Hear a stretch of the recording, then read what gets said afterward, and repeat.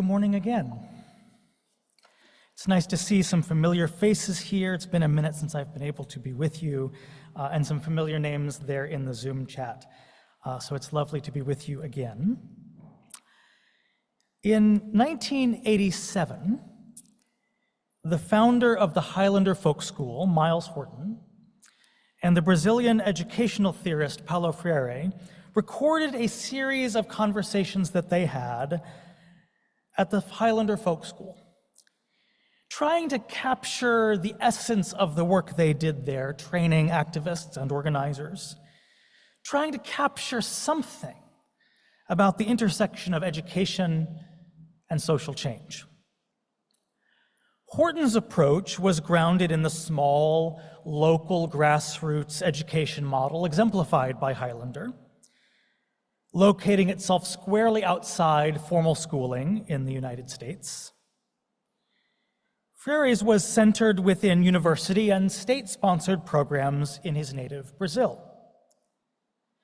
But despite those very different contexts, they had both come to some similar conclusions.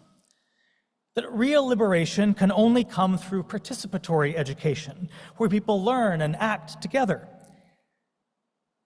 They were very different, from different communities and contexts and circumstances, but they had something they wanted to do together, something they thought they had in common that needed to be expressed. Rather than sitting down to write this book, their conversations were recorded, transcribed, and edited, a non-traditional way of writing and certainly non-linear. They were working without a firm agenda, and they knew that there were some theoretical and educational issues they wanted to get at.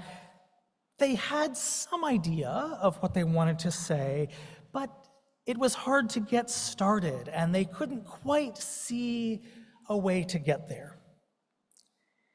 Like so many of us do when faced with that kind of challenge, they started to make lists of what they needed to cover, and they started to prioritize the lists, but they seemed no closer to their goal, no closer to the important conversation they both felt they needed to have in order to get their message across. And finally, Freire challenged Horton. Yes, he said, everything you say is something important. I think that even though we need to have some outline, I am sure we make the road by walking. This saying, we make the road by walking, comes from the Spanish poet Antonio Machado that we just heard. Wanderer, the only road is your footsteps. There is no other. There is no road. You make the road by walking. I am guessing that when the time came to winnow that list, Horton was reluctant to let go of certain ideas, and that kept them from getting to the work at hand. I've been there. Maybe you have too. When everything around you seems like something important. To me right now, the whole world seems this way. Attacks on trans people and abortion rights, indifference in high places to massive increases in rent and cuts to education and healthcare and libraries, the continuing plague of COVID-19, of which hundreds of people continue to die every day, and which has become, like so many other kinds of death, just something that happens, no big deal, part of daily life, unless it happens to you. And so on and so on. I can hear myself making a list like Myles Horton did. And like Horton, I am reluctant to prioritize, not only because it's all important, but because it's all related. The fight for reproductive freedom is the same fight as the fight for trans people's self-determination. The fight for access to housing is the same as the fight for flourishing in our schools, is the same fight against COVID-19, is the same fight to abolish the police, and so on and so on. And there are more lists closer to home. The tasks of Fourth U, the tasks of a household or a workplace, all the places where there might be a whiteboard or an agenda or a post-it note on the fridge.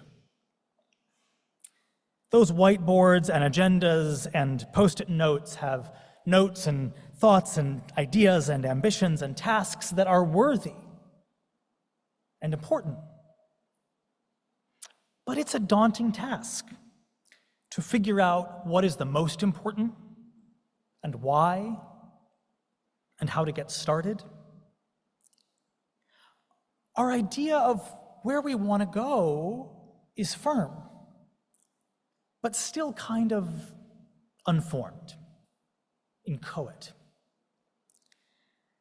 Or for some of us, like me, this is not even metaphorical, and the to-do list becomes its own task. How do I keep all these things straight?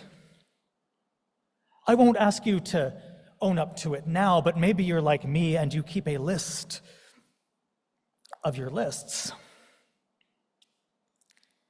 So when we get anxious about the way ahead, of all that has to be done, when we get anxious about how to get to the next permanent, settled place, it might be helpful to heed the advice that, as important as the endpoint may be, the road, the path, is our focus now. Many of us have probably heard that advice.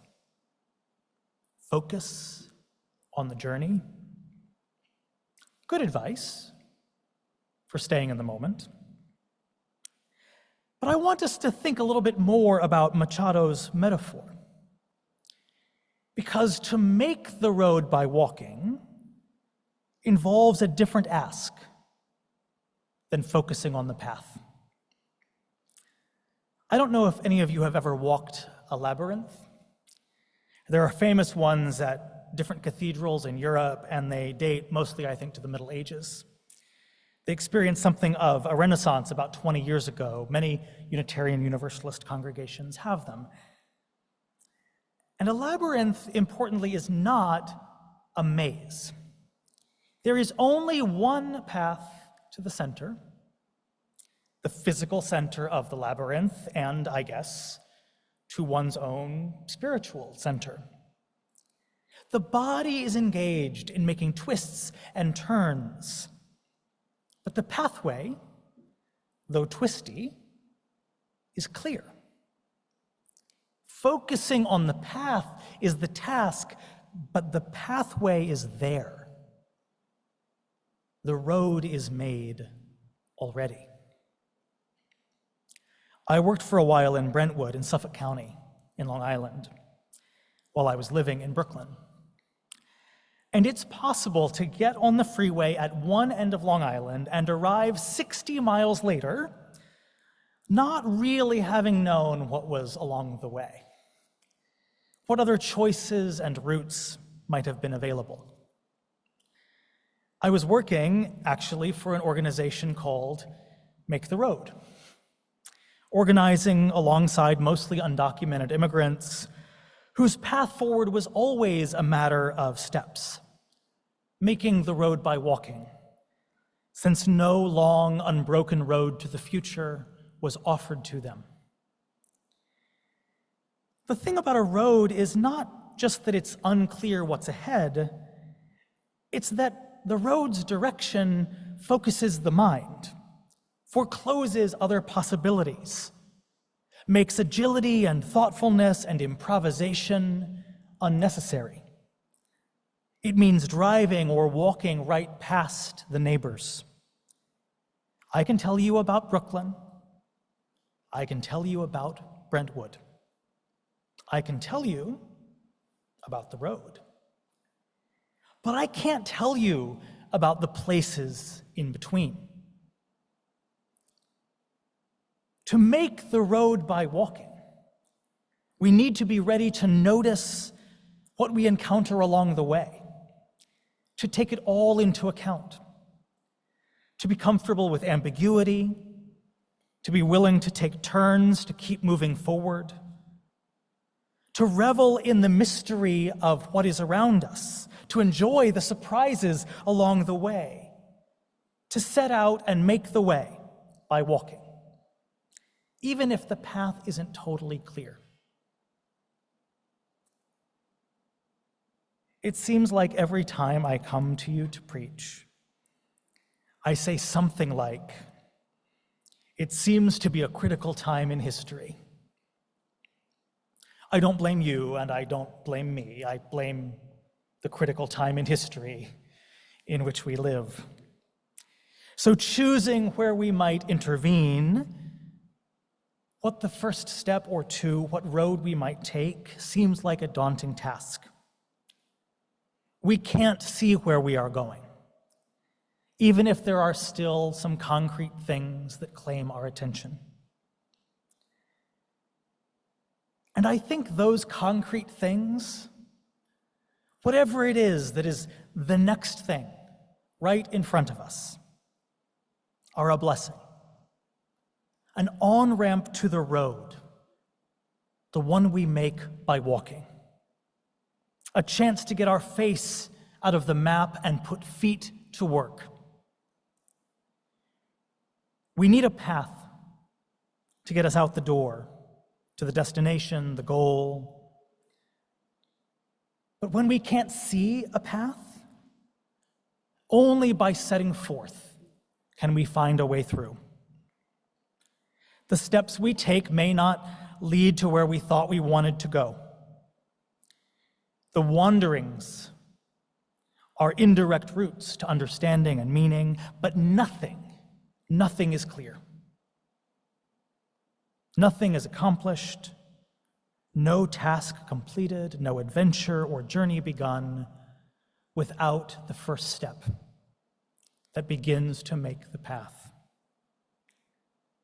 I am sure we make the road by walking, not in the abstract, but by actually doing, not as a matter of thinking out the steps, but by trying something out. A step is a concrete thing. For any of us like me, with our lists of lists, who thrive on a sense of knowing what the plan is, this is a different way of operating. We would rather have solid ice than foam trails in the sea. But the future is not like that. And the way to where we're going, a good place, but not one we can quite envision from here, is not laid out in advance. Any one of those issues, tasks, and topics I raised before could be enough to stop us in our tracks. We could easily be stuck, knowing there is something of great importance there, something that must be dealt with, but we just can't see the way forward. It's just too huge, too complicated, too beyond our reach and our control. It makes us too unsure of where we will end up. Wanderer, there is no road. We make the road by walking. We may disagree on the details. We may argue about which road our steps should create. We may regret the road created so far and wish we were in a different place. We may at times weary of the burden of creating something and wish we had a clear highway with noise barriers on either side. so we could go the whole distance without distraction or decisions. We may wish that in place of sea foam, we had solid ice. Those are the risks of making the road. But look around. The road that is already laid out has not gotten us where we wish to go. Or perhaps it has gotten me there, or you there. But the road is not clear for everyone, and the destination not welcoming to all. Those Long Island highways between Brooklyn and Brentwood, at least some of them, have these famous low bridges built by the urban planner Robert Moses. Bridges purposefully too low for city buses to bring the rabble to Moses's beautiful Long Island beaches. Those are our choices. Those roads and low bridges built by Robert Moses, or the ones we make by walking. We make the road by walking. Every word carries terrible weight. And part of making the road by walking is that who you encounter on your way becomes part of the group that makes the road wide enough for all. It will not be the straightforward road to where we expected. And that's good. It is a sign of our real interdependence that we do not make our own way, and a sign of our freedom that it's not made for us ahead of time. That's our burden, and it's our best chance. We make our road by walking, by moving together to wherever we end up. May it be so. Amen.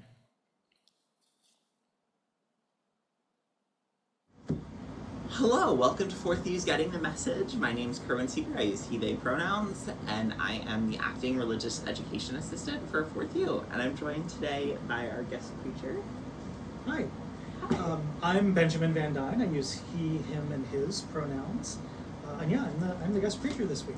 Perfect. Well, I'm so excited to have you here to chat about your sermon. It was a wonderful sermon. So what inspired today's sermon and the message that you wanted to come to Fourth U about?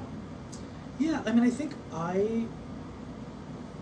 when I read the news every day, there's just so much happening in the world, right? So many things that could demand my attention and my energy and my organizing, and then in my own life, I have anyone who's here at church will have met my children and will have realized there's a lot that goes on with them, not just them, with all children, right? So in the world, in family life, when I go to my job, right, there's just there's a lot that is put on our plates, and it's hard to know where you even start. And I think I was always taught that the way you handle things is you sort of say, okay, what do I need to accomplish? And then you sort of create the steps, right? And when I'm physically going someplace, right, that's I've had Google tell me here are the steps to get there, right? But I've just increasingly gotten convinced that real life isn't like that. And I think a lot about this poem from Antonio Machado, that we make the road by walking, that how can we think through, I've been thinking through, how do we think through not this advice to focus on the journey, right? But how do we make this road in the act of walking down the road, right? How do we deal with a situation where the path forward is not actually very clear? So, you're posing that question, so I of course have to ask. So as Fourth U's, or just as people in today's society, oftentimes we're we have these very clear pathways that we think we're on, and then all of a sudden it just either the pathway ends or it goes in a different direction, and we are forced to kind of look and see making our own pathway or going forward. So what advice do you have to people that are facing that, where they're forced to make their own pathway forward or follow a pathway that they didn't expect to be on? Yeah. God, I don't know that I'm in a position to give anybody advice, but I think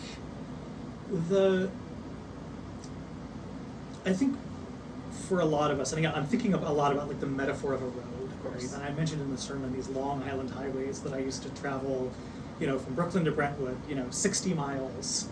And it's a journey. It's a journey, and you can go all of Nassau County, which is a third of Long Island, and not leave the freeway, right? And I think a lot of us, and I very much include myself in this, are looking for that kind of like, okay, once I'm on the freeway, then I'm good, right? Then I can not have to think about it for 60 miles. And if your goal is to get to the other end of the island, fine. But who was it? This feels like a Benjamin Franklin Poetry's Almanac quote or something. But it's like, the point of life is like music, right? The point is not to get to the end as quickly as possible, right? Of course. And that you miss a lot when that's your approach, is like getting to the place where you can just like have a road that is laid out for you in advance. So I think if I were to offer advice to myself, I think it might be like, experiment with what it feels like to not look for the freeway, right? To sort of not look for some place that will get you there as fast as possible. Like, what's the immediate next thing that is available to me here, right? So if I'm organizing, it's not what's the thing that's going to solve every social issue, right? But like, who's around me? What do I know? Who am I, like, actually in real life accountable to, that is just one step away, not 50 steps away, not where do I wish I was, but like, what's actually here? What beginnings of a road can I make by taking one step or two steps? That's really insightful, especially the one step, two step. We're always looking for 10 steps down the road, but especially enjoying the journey. And it's thinking about the 10th step that sort of gives direction to the first and second step, right? But maybe if we are just thinking about first and second step, the 10th step will actually end up being something really different. Something possibly even better. Probably even better, yeah. So, as Fourth U's, we are facing a world that has a lot of different things going on, and I think looking one step, two steps ahead is great on an individual scale.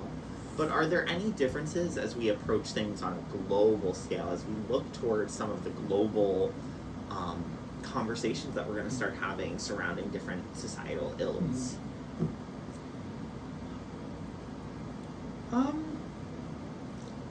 Weirdly, I think the answer is the same, right? And the thing about taking one or two steps is it starts with wherever your feet are currently planted, right? And Fourth U as a community is in this moment of like some uncertainty, right? With like an interim minister and lots of community transitions. People often come into or go out of congregations, right, when they're in the midst of personal transitions, right? People show up at a new congregation because it's like, something has changed in my life, right? I need to try something new. And so if you're taking steps because you're sick, or you're divorced, or you're getting married, or you're having kids, or your kids, whatever that is, right? That first step is going to be something really proximate, really close. And if what you're here to do is to stop the world from catching on fire, well, it's still the first and second steps are the things that are right here, right? Who are you actually around? Who are you accountable to? What's available to you right now?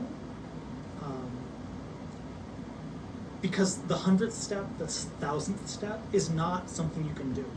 It's something you can think about, but it's not a step you can actually take, of course, right? So I think like that's, I think, why I really dig Machado's metaphor here, right? Is like walking is a really concrete thing, right? It's not a map, it's not some abstraction. It's like, okay, take a step. All right, take another one.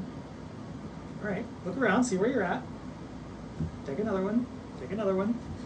And now you've taken 4, Yeah. right? Take 4 more, right? And wherever you end up going, that's what's going to get you there. So cool. Any closing thoughts for us today? Oh man. No, I mean, I think for me, it's really this question of. I once heard that you preach the sermon you most need to hear. So I think for me, it's going to be a question for me of like figuring out how to take 1 or 2 steps rather than think about the 10th and 100th step from here. So. I wish you Preach all on to that myself, journey. yeah. I wish you all on that journey. Yeah, likewise. Very exciting. Yeah. Well, thank you for joining us Thank at you. Fourth U It's today. lovely to talk with you. And thank you all for tuning in. We will see you next week for more Getting the Message. Have a great week, Fourth U.